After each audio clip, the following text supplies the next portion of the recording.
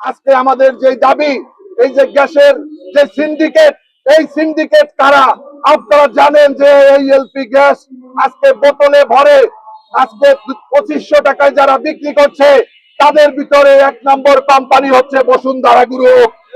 এই বসুন্ধরার LP gas সেনাবাহিনীকে দেশে ব্যবসা করতে, তাদের আছে সেনা গ্যাস। পুলিশকে দেশে ব্যবসা করতে, তাদের আছে জি গ্যাস। যমুনা গ্রুপকে দিছে, আকিজ গ্রুপকে দিছে। এরকম বাংলাদেশের সেই ইস্ট ইন্ডিয়া কোম্পানির মতো কতগুলো কোম্পানি আছে যারা বাংলাদেশের সমস্ত পণ্য তারা উৎপাদন করবে।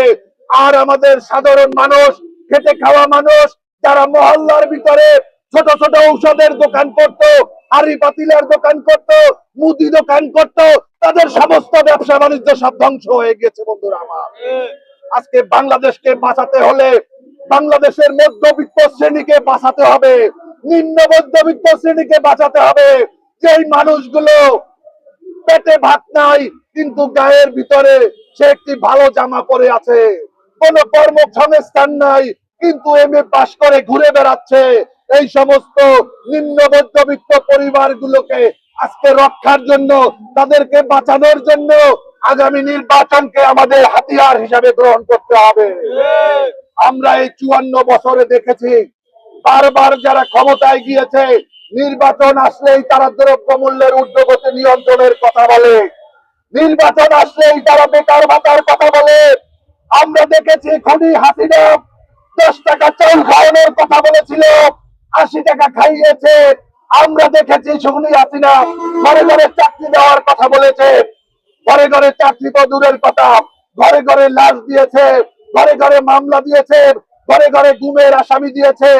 আমরা তাই আগামী নির্বাচনে কোন প্রকার মিথ্যা প্রলোভনে পড়ে আমাদের জনগণ যেন ভোট না দেয়, সেদিকে খেয়াল রাখার জন্য বলবো। আমরা আজকে এই কালোবাজারি সিন্ডিকেটের বিরুদ্ধে তাদের বিষ দাঁত ভেঙে দেওয়ার জন্য আজকে আমাদের এই কর্মসূচি থেকে আমরা লাগাতার কর্মসূচি দেব।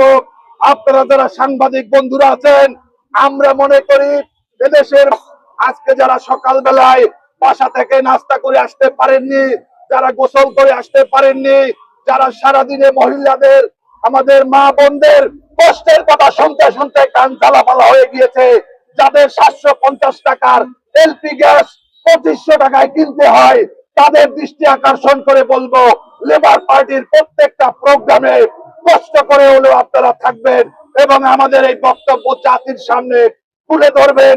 আমরা আজকে এখান থেকে শপথ নিয়েছি, আমরা আমাদের এই এলপি গ্যাস এবং এই গ্যাস সংকটের জন্য আমরা দুর্বার গণ আন্দোলন করে তুলবো। বন্ধুরা,